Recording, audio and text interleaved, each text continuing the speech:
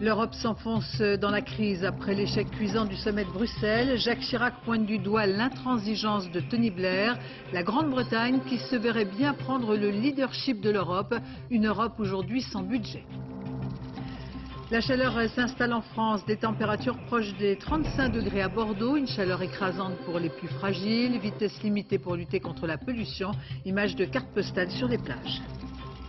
L'Église catholique défile en Espagne contre le mariage des homosexuels. À Madrid a démarré en fin de journée une manifestation de l'opposition de droite pour empêcher la légalisation des mariages gays. Les maladies orphelines, une journée de solidarité pour aider la recherche. On ressent 6 à 7 000 de ces maladies très rares qui n'ont pas encore trouvé de traitement approprié.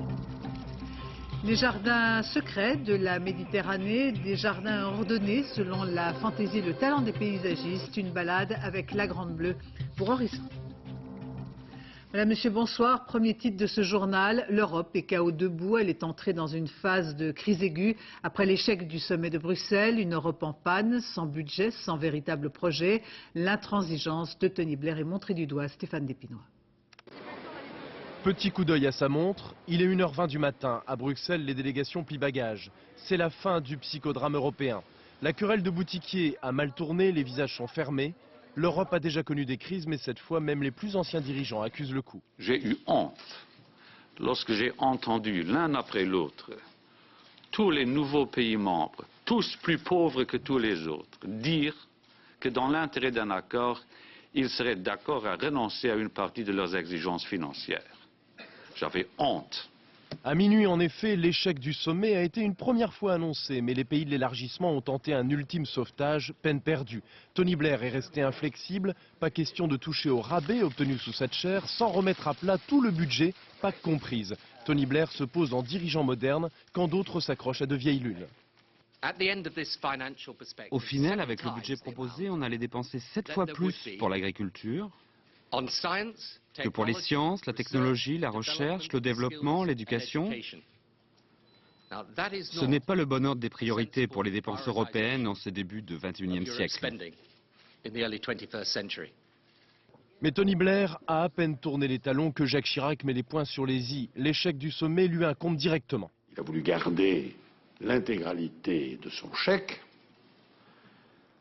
et cela a conduit quelques autres pays à privilégier des attitudes de surenchère, des attitudes d'intérêt strictement national au détriment de l'intérêt européen. Il est presque 2 heures du matin, le rideau tombe. Deux conceptions de la vie à 25 s'opposent. L'Europe, elle, est en panne.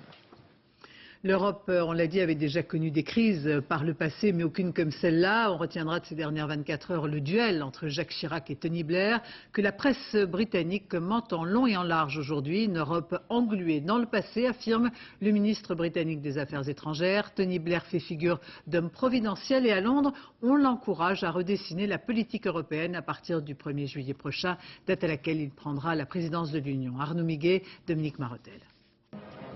Les Britanniques pavoisent. Aujourd'hui, l'anniversaire de leur victoire de Waterloo est même presque passé inaperçu, car c'est une autre bataille que les Anglais célèbrent, celle de Bruxelles, remportée hier par Tony Blair sur son adversaire Jacques Chirac. Entre les deux hommes, l'entente est devenue glaciale. Pour la presse, c'est désormais la guerre entre nos deux pays. L'Europe est dans la tourmente, mais de ce bras de fer rabais contre politique agricole commune, chacun est persuadé que le Premier ministre Tony Blair devrait sortir gagnant. Je pense que Tony Blair a raison, et il a un très bon argument. D'après ce que je sais, l'agriculture française est inefficace, et ce sont les Français pourtant qui touchent le plus d'argent.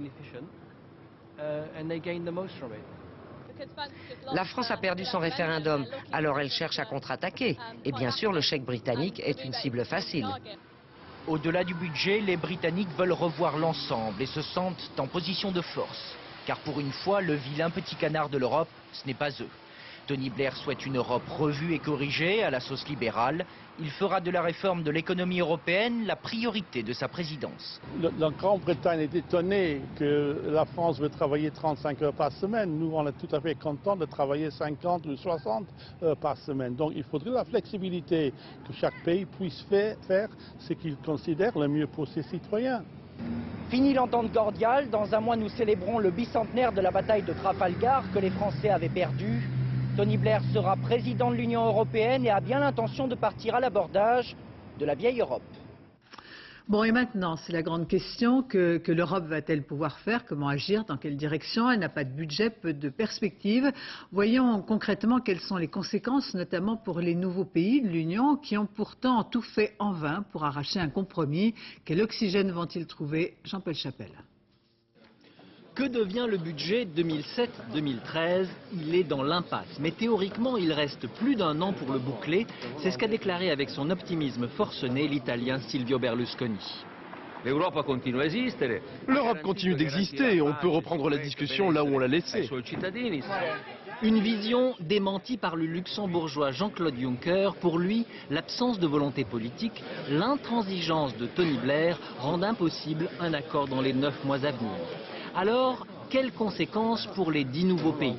Ils risquent d'être les premières victimes d'un blocage. Ce budget, c'est le premier budget de l'élargissement. Comment financer une Europe à 25? Pour la Pologne, par exemple, les aides devaient être doublées à partir de 2007. Des subventions agricoles très attendues par les paysans. Tout retard administratif représente un manque à gagner de plusieurs centaines de millions d'euros. Le Premier ministre polonais ne peut pas cacher sa déception. C'était dans notre intérêt de parvenir à un compromis le plus tôt possible. Mais il y a eu l'égoïsme affiché par les pays les plus riches. Question subsidiaire, l'Europe va-t-elle donner une nouvelle orientation à son budget? C'est tout le pari des Britanniques qui souhaitent un budget tourné vers les dépenses d'avenir, innovation et recherche, plutôt que des dépenses agricoles à leurs yeux dépassées. L'avenir de l'Europe, ça ne peut pas être un budget avec 40% de ses dépenses consacrées à l'agriculture. L'agriculture n'est pas l'industrie ni l'économie de l'avenir. Seule certitude en attendant, face au reste du monde, l'Europe est aujourd'hui plus divisée et donc plus affaiblie. Enfin, vous le savez, depuis la décision des 25 de geler jusqu'en 2007 au moins la ratification du traité, un certain nombre de pays ont reporté leur scrutin, comme la Grande-Bretagne, l'Irlande, le Danemark, la Suède, la Finlande, le Portugal et la Tchéquie. Deuxième titre de ce samedi, la France prend un coup de chaleur. Le thermomètre dépasse les 30 degrés dans de nombreuses grandes villes. L'occasion bien sûr de nous intéresser aux personnes fragiles, les personnes âgées qui ont tant souffert de la canicule il y a 2 ans. Depuis, un certain nombre de mesures ont été mises en place pour recenser les personnes isolées et les informer. Nathalie Sapena, Marie Cazot. C'est parti pour l'été. Avec 30 degrés cet après-midi à Paris, la chaleur a relancé les craintes de canicule. Et pour Gabriel Charton, le temps est venu de ressortir son ventilateur de poche. Vous imaginez qu'on n'arrête pas le progrès, hein? Non, je pense que c'est vrai que quand on a un petit malaise, enfin, ça doit être suffisant. Hein? Je ne dis pas que ce soit suffisant pour la journée, mais en cas de... Quand on se sent des fois un peu partir, oh, c'est super. Un petit truc en plus qui ne dispense pas des mesures de prévention indispensables en cas de températures extrêmes. Boire beaucoup d'eau et se protéger de la chaleur, en gardant ses fenêtres fermées par exemple. Ah, vous avez raison, il y a double vitrage, ça ferait moins chaud si je fermais. Oh, mais j'aime l'air. Répétez inlassablement les conseils de base et recensez les personnes fragiles.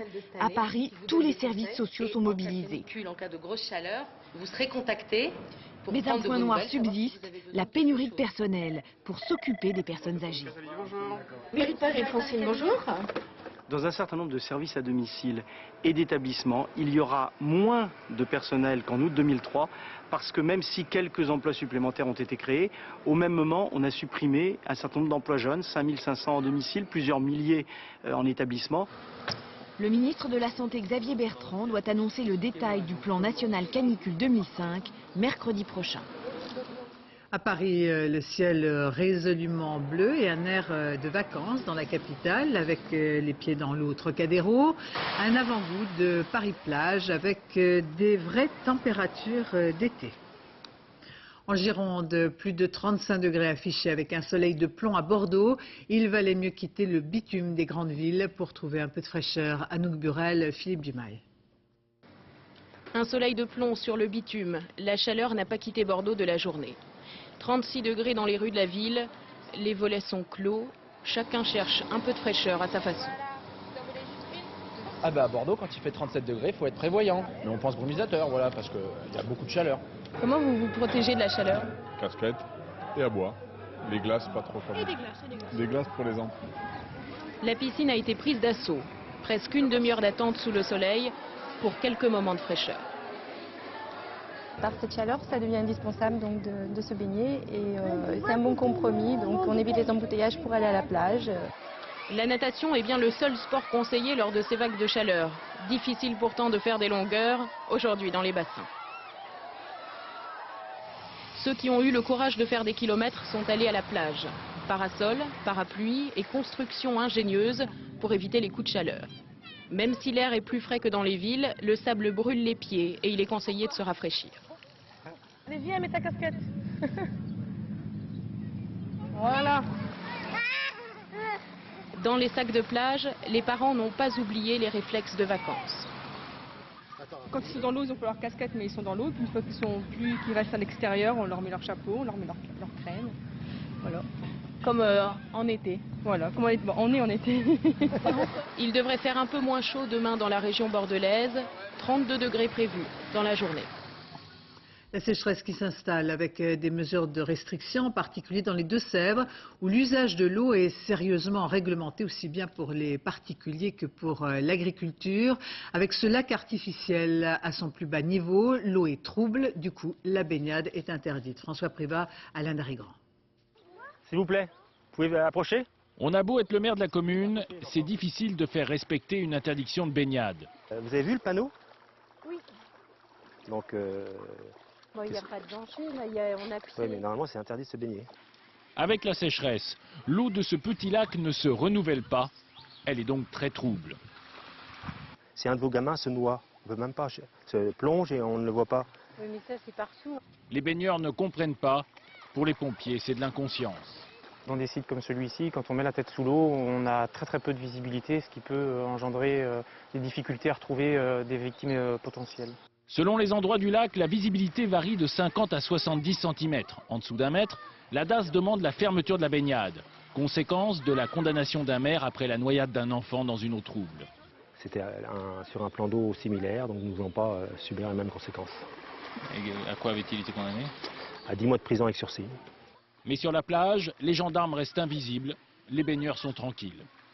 On va mettre les pieds dedans pour se rafraîchir, mais pas se baigner de toute façon. Ça m'étonnerait que la baignade soit interdite. Il y a beaucoup de personnes qui, je sais pas, soit ils n'ont pas regardé les panneaux, ou alors ils s'en fichent totalement.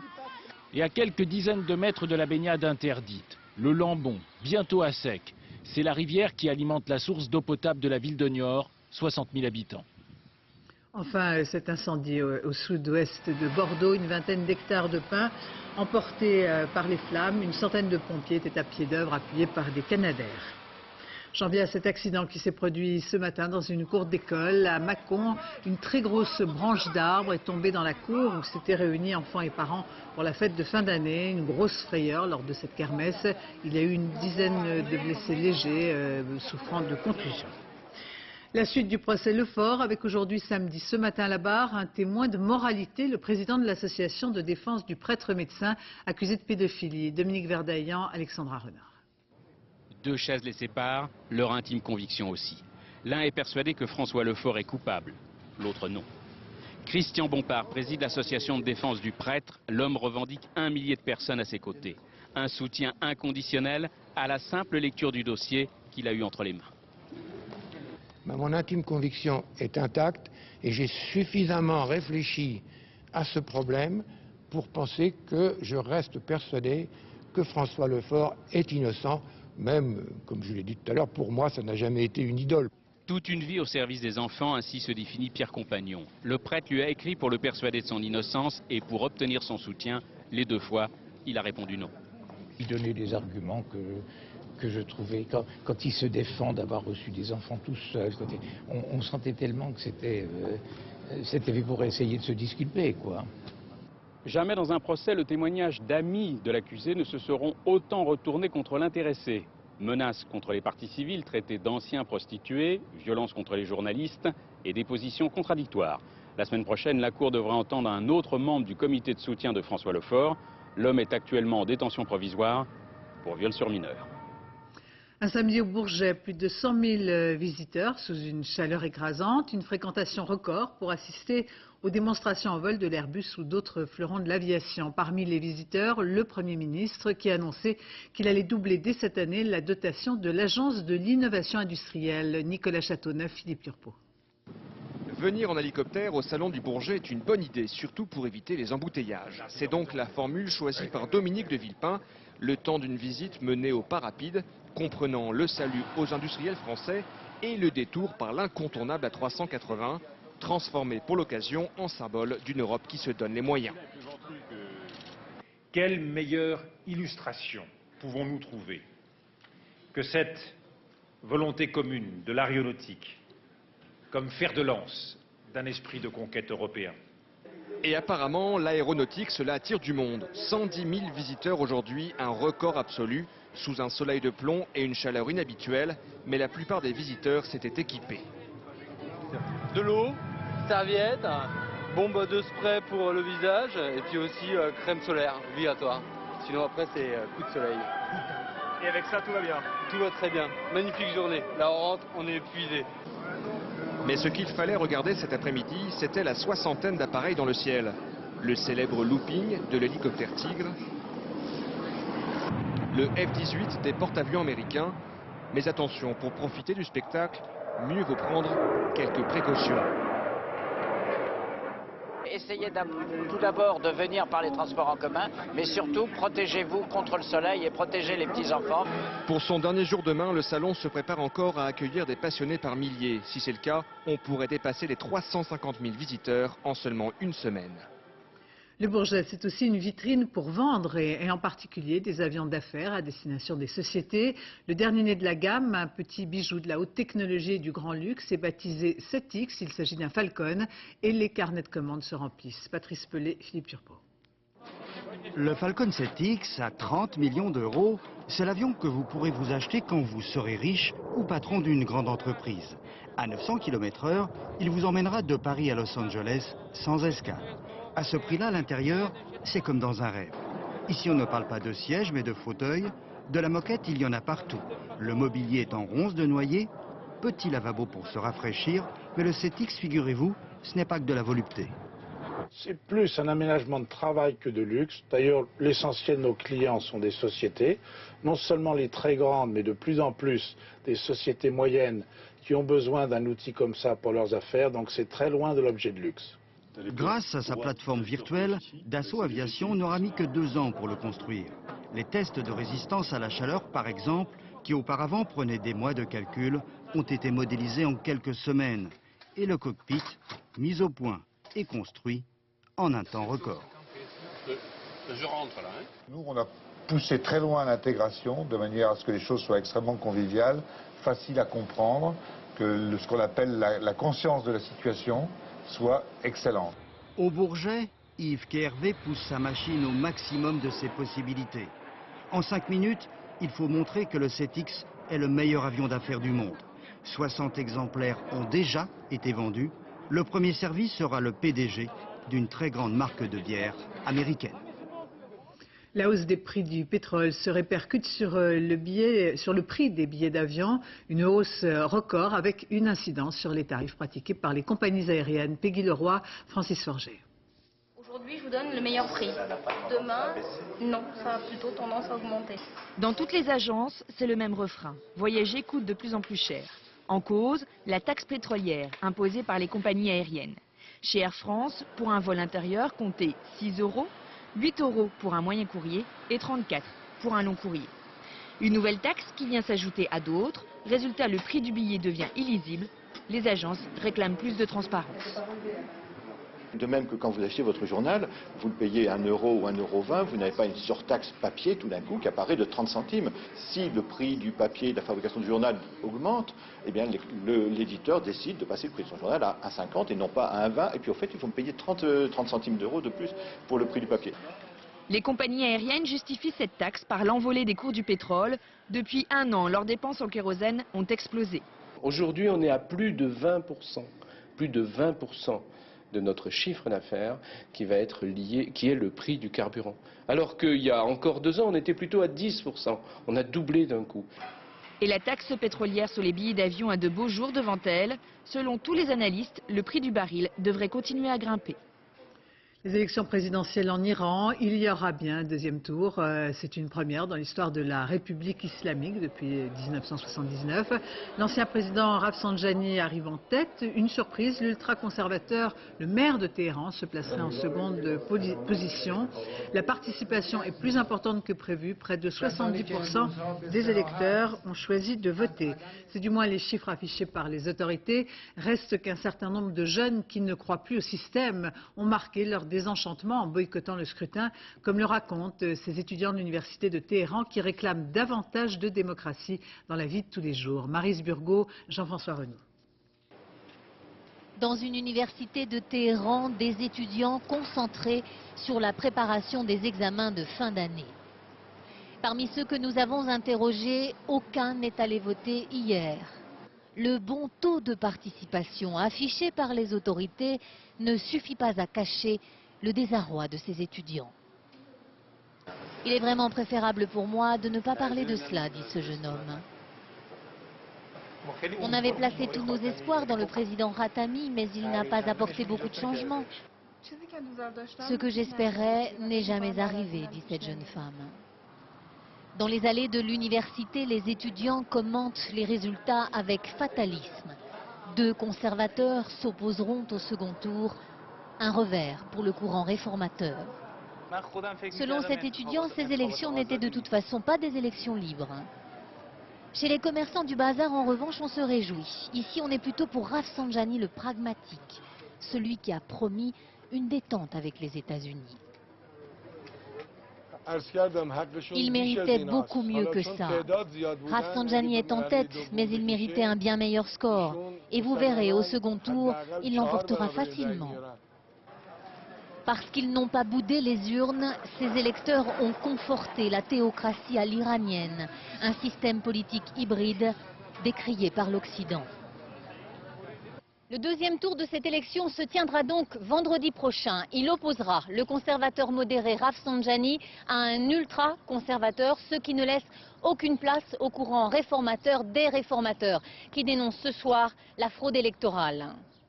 En Espagne, contre le mariage des homosexuels, les prélats de l'église descendent dans la rue, une vingtaine d'évêques derrière le cardinal de Madrid, pour cette manifestation qui rassemble les catholiques et l'opposition de droite, une marche pour empêcher la légalisation du mariage gay. Mathias Silian.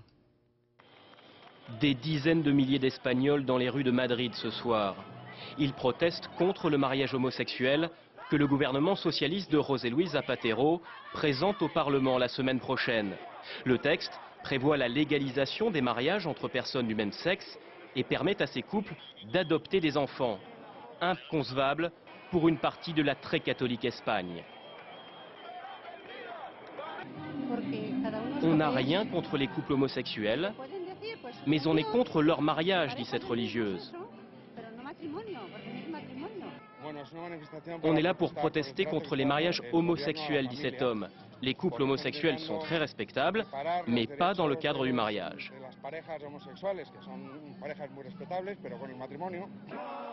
En tête du cortège, une vingtaine de prélats espagnols. Le clergé fait campagne depuis plusieurs semaines contre cette loi. Les partisans du mariage homosexuel étaient également dans la rue à Madrid. Quelques centaines de personnes rassemblées à l'appel des associations homosexuelles du pays. Le 18 juin, avec les commémorations au Mont-Valérien, cérémonie comme chaque année en présence de Jacques Chirac pour le 65e anniversaire de l'appel du général de Gaulle, le chef de l'État entouré par des résistants et leurs familles.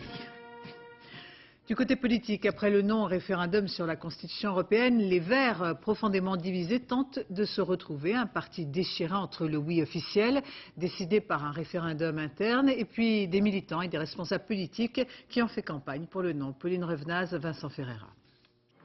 Après le référendum, la grande explication. Ce Conseil national, c'est l'occasion pour les Verts de tenter de solder les querelles et de retrouver la sérénité.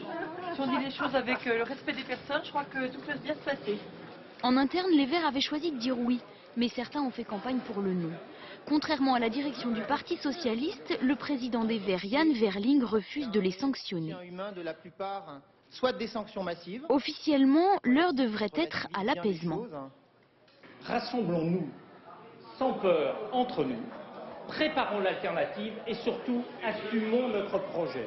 Mais chez les Verts, c'est toujours un poème. Pour comprendre les futures alliances de 2007, il faudrait un dictionnaire.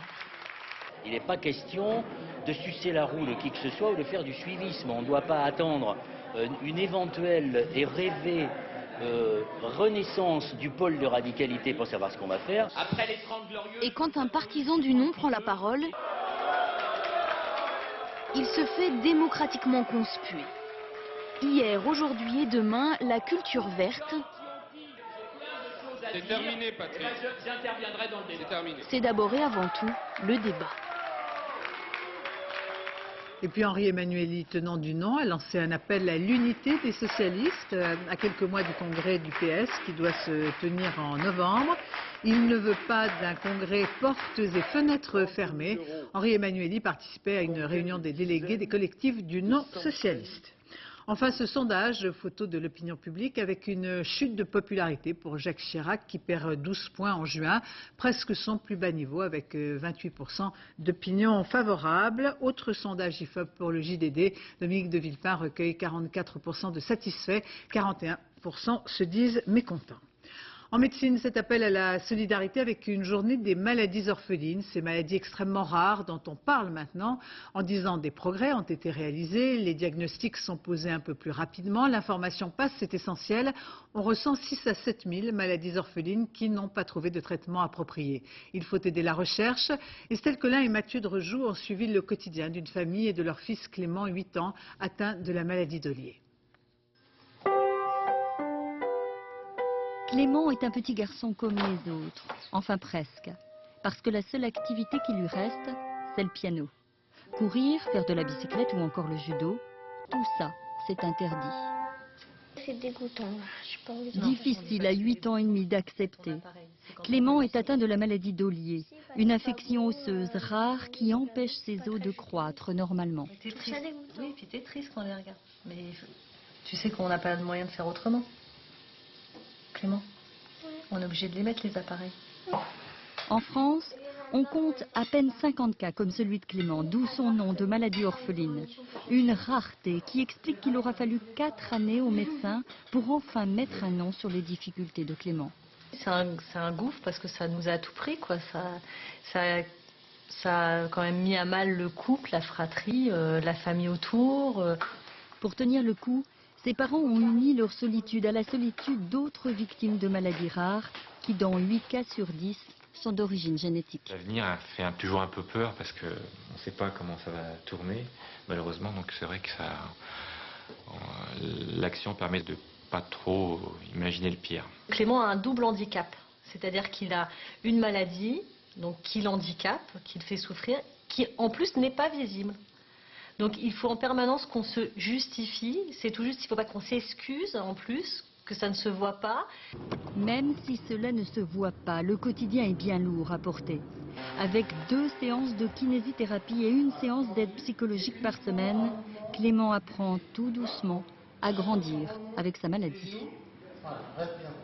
Tu trouves que tu es différente ou tu n'es pas différente, toi? Je ne suis pas différente du tout. Peut-être que je suis un peu plus fragile, mais ça ne change rien. Journée de mobilisation anti-OGM à l'appel d'associations écologistes et de la Confédération paysanne, comme en Auvergne, une des régions où seront implantés l'année prochaine plusieurs sites expérimentaux d'essais OGM. Le départ des 24 heures du Mans, qui porte les couleurs de Paris 2012, David Douillet a remonté la ligne des stands pour promouvoir la candidature de Paris. Sur le circuit, pour cette 73e édition, l'Américain Marco Werner sur Audi est en tête. Aaron Tanzit et Bruno Vignier. 24 heures du Mans, top départ. Pour la 73e fois, la légende est en route. À plus de 300 km/h, les bolides sont lancés. Le public est ravi. Ça fait 5 ans que je viens. La première année, tout de suite, on devient accro et on peut plus en louper. C'est obligé. Oh, il y a du bruit. Ouais, ça fait partie de l'ambiance aussi. On voit ça nulle part ailleurs, c'est extra. Extraordinaire et dangereux à la fois. Même les favoris connaissent des problèmes. Prenez la numéro 17 tant attendue. Son équipage est composé de Sébastien Loeb, le champion du monde des rallyes, mais aussi de Elari et Ayari ici en piste et accroché à un virage. Arrêt au stand au bout seulement de 2 heures de course. Comment ça se passait comme on avait prévu, un accrochage je n'avais pas prévu. C'était une voiture qui a retardé d'une manière un peu stupide, mais pour le reste tout va bien. Pas le temps de s'attarder. La réparation effectuée, la numéro 17 repart. L'incident est oublié, mais pas pour tout le monde. Le Mans impressionne même ce grand colosse, invité pour la première fois à vivre la course. Ça se joue à tellement peu de choses. Tout à l'heure, on a vu l'accrochage de la Pesca avec la panose. Tout est nickel, ils sont en tête, etc. Puis boum, s'accroche, il faut changer. Il y a des rebondissements qui peuvent arriver à tout moment, quoi, donc c'est palpitant. Palpitation pour le public et frayeur pour les pilotes. Des 49 voitures engagées, ainsi va la vie au Mans. Et dire qu'il reste encore plus de 19 heures de course. Superbe rencontre à Durban en Afrique du Sud. Le 15 de France a fait match nul avec l'Afrique du Sud, 30-30. Pour ce test match, un coup de maître. Manuel Tissier, Cédric Baudou. Il fallait des Bleus soudés et costauds pour défier la meilleure équipe de l'hémisphère sud. La France n'a jamais battu les Springboks à Durban et elle est passée tout près de l'exploit dans un match à suspense. Une course-poursuite d'1h20 entamée par un essai de Yannick Nyanga. Réponse immédiate des Sud-Africains avec leur nouvelle perle de 22 ans, Bryan Habana. Après un drop de 50 mètres de Michalak et une pénalité des Boks, les deux équipes rentrent au vestiaire à égalité, 13 partout. À la reprise, les Verts accélèrent et montrent qu'ils savent aussi jouer au ballon. Un nouvel essai de la flèche Habana. Mais les Bleus ne vont pas se laisser broyer par la puissance des Boks. Au contraire, Pascal Papé marque, poussé par ses avants. Les Français alternent coups de force et coups de génie, comme cette passe au pied lumineuse d'Elissalde pour un essai de Bonner. 25-20 pour les Bleus. L'Afrique du Sud donne tout pour revenir. Un essai, puis un drop. Elle mène désormais 30-25. Dans les toutes dernières minutes, Candelon remet les deux équipes à égalité. La balle de match dans les pieds de Yashvili sur la transformation. Poteau, un peu de déception, beaucoup de fierté. Je dis haut et fort que les joueurs de l'équipe de France ont fait, pas un exploit, mais ont vraiment été chercher loin, je dirais, dans leurs ressources pour rivaliser avec les Springboks. C'était certainement pas facile. Prochain test dans une semaine, ce ne sera pas facile non plus d'être aussi spectaculaire. Et puis du tennis avec la victoire de Richard Gasquet à Nottingham. Il fête ses 19 ans en remportant son premier titre face au Bélarus Max Homa, 6-2, 6-3. Gasquet, tête de série numéro 4, deviendra lundi le numéro 1 français lors de la réactualisation du classement ATP. Je vous propose maintenant de déambuler dans les jardins secrets de la Méditerranée, des jardins ordonnés selon la fantaisie et le talent de paysagistes. Visite guidée avec Jean-Jacques Dufour et Jean-Louis Melin. Tous les petits coins de paradis photographiés dans ce livre intitulé Jardins secrets de Méditerranée ont été conçus et réalisés par un seul homme, Jean Mus. Un homme qui nous a fait découvrir des endroits étonnants de beauté. Les photos sont magnifiques dans ce bouquin. Oui, ce sont des photos de Vincent Mott, qui fut un photographe tout à fait remarquable dans l'art des jardins et avec lequel je pris un grand bonheur à réaliser ce livre. En 40 ans de carrière, cet architecte paysagiste a dessiné plus de 1000 jardins. En général, j'adore dans le bassin méditerranéen m'appuyer sur des tons de vert, de gris, de bleu et de blanc. Les rouges aussi, hein. Le rouge doit être utilisé, c'est un clin d'œil, très peu. Ça, je l'ai appris de mes confrères anglais. C'est un clin d'œil. Le rouge doit rester un invité. À propos d'invités, la Côte d'Azur est une terre très accueillante, surtout lorsque l'on porte beau. L'exemple, le palmier des Canaries, aujourd'hui, il pousse presque mieux ici qu'aux Canaries. Et il y a plein d'autres végétaux comme ça, qui sont devenus des plantes, on peut dire, indigènes, alors qu'il y a 200 ans, elles n'étaient pas là. Ce qui n'est pas le cas de l'olivier, qui est ici chez lui. Un olivier comme celui-là, il a combien d'années? C'est au moins 1000 ans.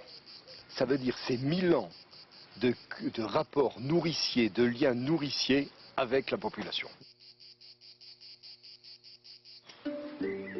Ces jardins merveilleux, fantaisie de milliardaires, ne servent pas seulement à faire le bonheur de leurs propriétaires. Ils font également vivre des milliers de personnes.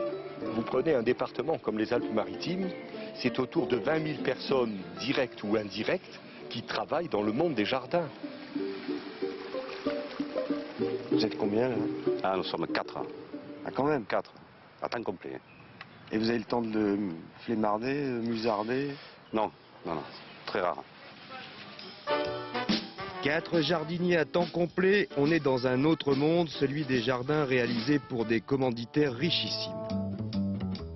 Curieusement, ces jardins suscitent plus d'admiration que de jalousie. Ce sont des jardins merveilleux. Et heureusement que l'homme est là pour améliorer la nature et faire des chefs-d'œuvre comme ça. Pour améliorer la nature, jardiner, rebords de fenêtres et autres balcons, les Français ont dépensé l'année dernière 6 milliards d'euros. L'engouement des jardins, je crois qu'il n'a jamais été aussi fort. Il va augmenter, ça c'est une certitude, parce que c'est un bonheur permanent. Un bonheur qui titille tous les sens. Qu'est-ce que vous sentez, Jean, là? Oh, le Lipia citriodora, la verveine à odeur de citron. Faut parler latin pour être architecte paysagiste? Superbement, oui, parce que c'est un langage universel et tout le monde se comprend dans tous les continents. D'autant qu'avec le latin, on retrouve la racine des mots. Et la racine, dans les jardins, c'est vital. C'est un jardin extraordinaire. Extraordinaire, ces jardins demandent beaucoup d'entretien. Ils en demandent tellement que je n'évoquerai même pas la facture d'eau.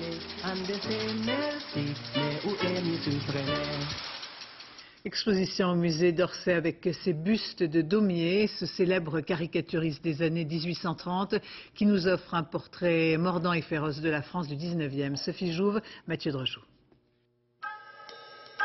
Dès Potron-Minet, notre plus fameux dessinateur politique, Jean Plantu, rend visite à son prestigieux ancêtre, Honoré Daumier, l'homme qui a inventé la caricature politique. Daumier, au musée d'Orsay, son incroyable vacherie dans ce qu'il appelait « mon monument à la bêtise humaine ». On est en 1833, sous Louis-Philippe.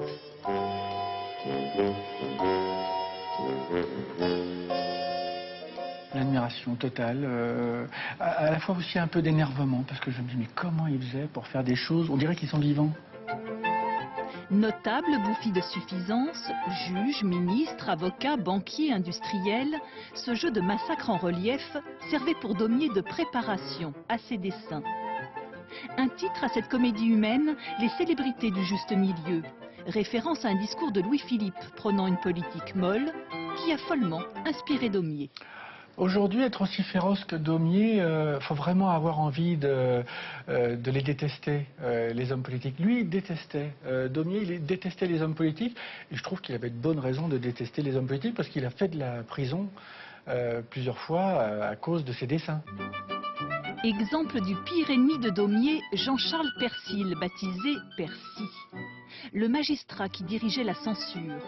Sa statue en mauvais état exigeait une restauration qui a duré 3 ans. Ces petits bijoux d'argile n'étaient pas faits pour durer. Daumier requinqué a donc repris sa place à Orsay, accompagné de bustes plus contemporains de Plantu. Histoire de vérifier si notre démocratie s'est apaisée. C'est la fin de ce journal. Je vous remercie de votre attention. Tout de suite, la météo Nathalie Riouet, 20h50, le plus grand cabaret du monde, présenté par Patrick Sébastien. Quant à moi, j'aurai le plaisir de vous retrouver demain à 13h. Excellente soirée sur France 2.